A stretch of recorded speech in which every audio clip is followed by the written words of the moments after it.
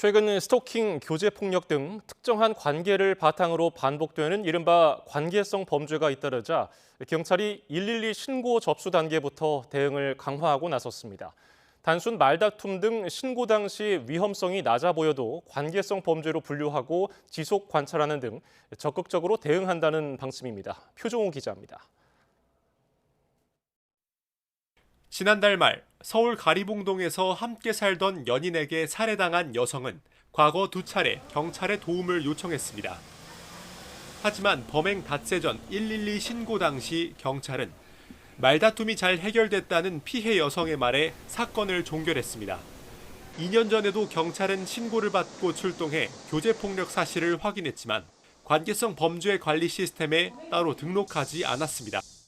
범행 저지른 이유가 무엇인가요? 피해자가 사망할 수 있다는 거 인지하셨나요? 인지 못해서. 첫 신고부터 적극 대응하고 지속 관리했어야 한다는 지적이 잇따른 가운데 경찰이 112 신고 단계부터 대응을 강화하기로 했습니다.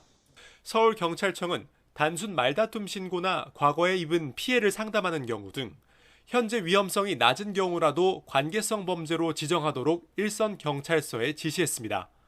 관계성 범죄로 분류되지 않은 경우 경찰이 나중에 피해자에게 연락해 상황 변화나 추가 피해 여부를 확인하는 등 지속적인 관리가 어렵기 때문입니다.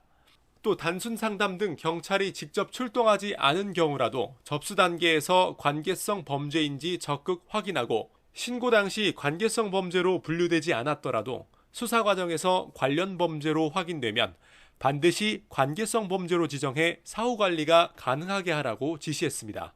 전문가들도 스토킹 범죄는 범행 초기부터 적극 대응하고 지속 관리할 필요가 있다고 지적합니다.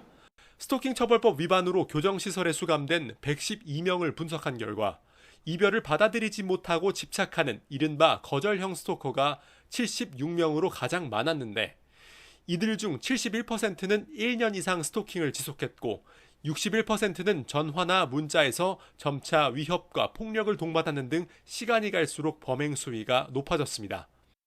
관계를 소유로 생각하고 거기에 집착과 폭력을 드러내는 방식들이 충족될 때까지 나름의 의사소통을 시도하는 것으로 이해할 수 있거든요. 욕구가 충족될 때까지 자신만의 일방적 의사소통을 시도할 수밖에 없는. 또 이들의 절반 이상이 접근 금지 등 보호 조치를 위반한 경험이 있는 것으로 조사됐는데 최근 경찰이 가해자에 대한 순찰 강화 등 새롭게 내놓은 대책이 얼마나 효과가 있을지도 관심입니다. YTN 표정호입니다.